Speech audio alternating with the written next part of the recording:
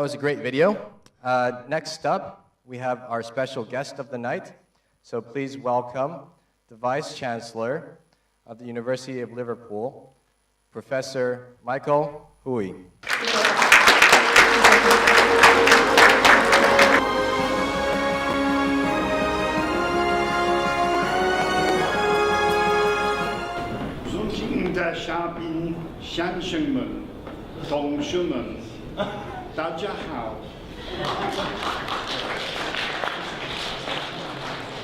我是利物浦大学的副校长。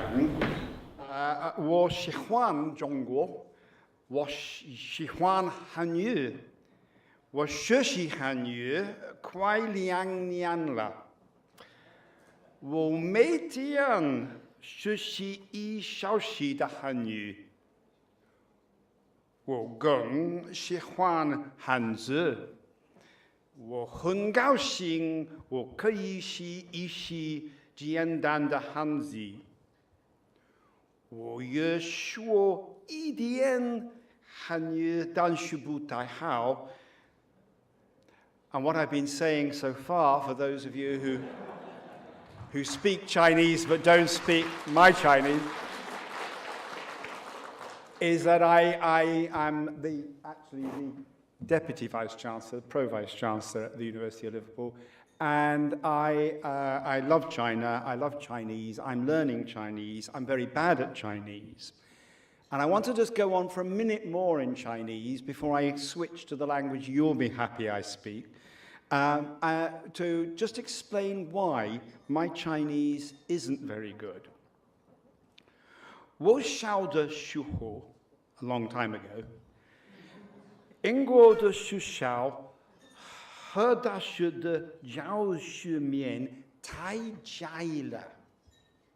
星期一和星期三，我学法文和拉丁，但是我没学过中文。星期二和星期四，我学英国的历史和欧洲的历史，但是我没学过中国的历史。我也学英国的地理和欧洲的地理，但是我没学过中国的地理。我也学过欧洲的文学、欧洲的音乐和欧洲的艺术，但是我没学过中国的文学、音乐和艺术。我不知道中国的文化。如我所学英国的教学面太窄了。And what I've been trying to say in Chinese there is that when I was young, British schools and British universities were, for the most part, with some honourable exceptions, quite narrow in their perception of education. That you learned about British history and European history, but you never learned anything beyond that. If you studied geography, or you did study the whole world, but on the whole you studied the European setting. And certainly when it came to culture, I had no perception of the wealth of culture that there actually is in China while I was a student. It was always only partly true. There were some universities that were very different from that. There were very few schools that were different from that, though. And I'm now going to speak in English, you'll be greatly relieved to know, for reasons I'm going to immediately explain.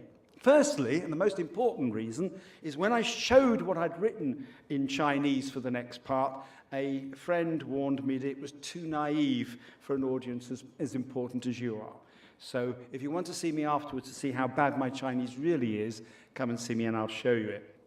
Secondly, these days, British education is much more global. For a start, scientific research and entrepreneurial activity arising from the research that's being done are both global and local. They're global because we're dealing with global needs and global research issues, problems that face the world, but they're always rooted in a locality. And if you can root it in 2 localities, all the better.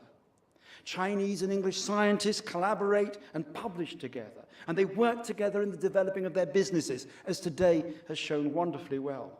The competitors this afternoon have in very many cases had multinational teams working in British universities for a Chinese audience. And the businesses that all those who are competing today, that the businesses that you go on to found now will be both global and local.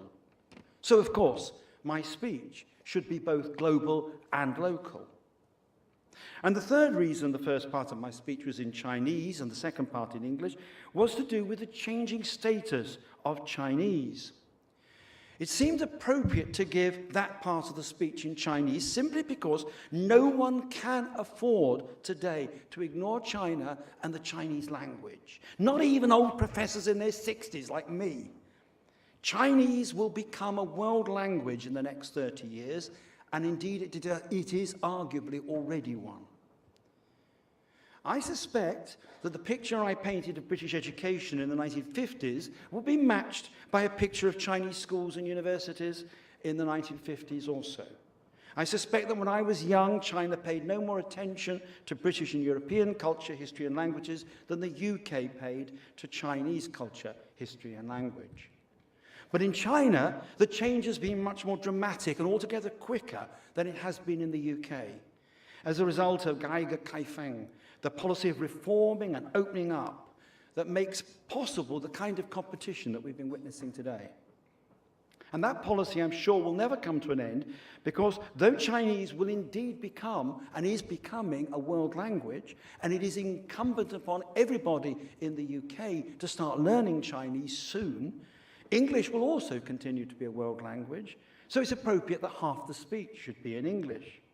The English will need to learn Chinese, and the Chinese will continue to need to learn English.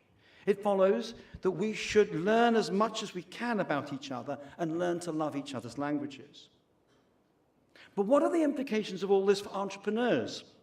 Well, perhaps I can answer that rather indirectly by referring to an area which I know quite well. I'm a director of a Confucius Institute, and I'd like to refer to the nature of Confucius Institutes and how they offer a model for some aspects of entrepreneurship. They're a brilliant idea, Confucius Institutes. They're based in universities or other knowledge-based institutions, rather than functioning like cultural embassies like the British Council does. They're staffed by teams drawn both from China and the home country, so international collaboration is there at the very heart of them from the very beginning. They concern themselves with culture, language, and business. There's no stupid boundary between different areas of experience. And they reach out into their communities, working with businesses, local government, schools, and the general public. And they're constantly evolving. I'm going on Tuesday out to China to be part of a Confucius Institute conference that will be looking at ways of adapting to the expected huge increase in Chinese language learners that will be happening in a few years' time. Now, all the qualities I've just mentioned apply directly or indirectly to successful entrepreneurs and aspiring entrepreneurs like the competitors we've seen today. Successful entrepreneurs often work with or out of universities, but they also talk with local communities and businesses of all sizes who are often able to spot an urgent need or an amazing opportunity, but can't see a way to make use of that opportunity. Successful entrepreneurs also often build up international collaboration and international opportunities into their thinking from the very start, as you've demonstrated brilliantly well today in your most impressive presentations. And your English, I have to say, puts my Chinese pitifully to shame. And successful entrepreneurs take ideas from wherever they come from and from whatever culture they originate in. And I return to the point I made earlier, like the Confucius Institute, successful entrepreneurs are often local and global at the same time. They're local in the sense that they address specific goals, specific problems, specific aspirations, which are rooted in real people and real situations. They know where they're coming from and why they're doing what they're doing, but they're also global. Entrepreneurs need to be aware of the ways that the global context may act to dwarf, warp, or thwart their ambitions. They also need to know how the global context may enhance and accelerate their progress and make possible a level of success that they never dreamt of. Above all, successful entrepreneurs who make it really big have multilingual and multicultural teams because they need to talk to people from other countries. And it is the nature of a good conversationalist that he or she can listen as readily as they can talk. And a good entrepreneur needs to listen and learn from those they talk to in other countries and other cultures who, after all, have local knowledge that the entrepreneur may not have and which may well be global in its implications. Entrepreneurs are, by definition, people who see things from a new point of view. And we saw that wonderfully today. It was such a real uplift to see such talented people presenting so skillfully such interesting ideas. Entrepreneurs see things from a new point of view. Monolingual people, on the other hand, are educationally disabled people because they can only understand the things that multilingual people choose to tell them. And monocultural people are even worse because they're not just disabled, they're dangerous. They don't understand their own culture because they've never seen it from another point of view. You are challenged to monolingual, monocultural, local, national, failing to be international people.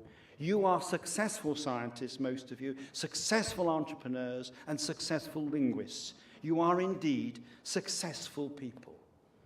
And what the world badly needs are multilingual, multicultural, multi-talented entrepreneurs like you. Some of you may in time become the founders of multilingual, multicultural, multi-talented, multinational companies. Maybe one or two of you will become multilingual, multicultural, multi-talented, multinational, multimillionaires. But much more importantly than how much you succeed in earning, you are already citizens of the world and you represent the world's best hope. That's the only real definition of success. So whether or not you are winning an award today, you are, in my mind, and I'm sure in the mind of the whole of the audience, already a huge success. So congratulations to all of you, or perhaps I should say, 祝贺你们，谢谢大家。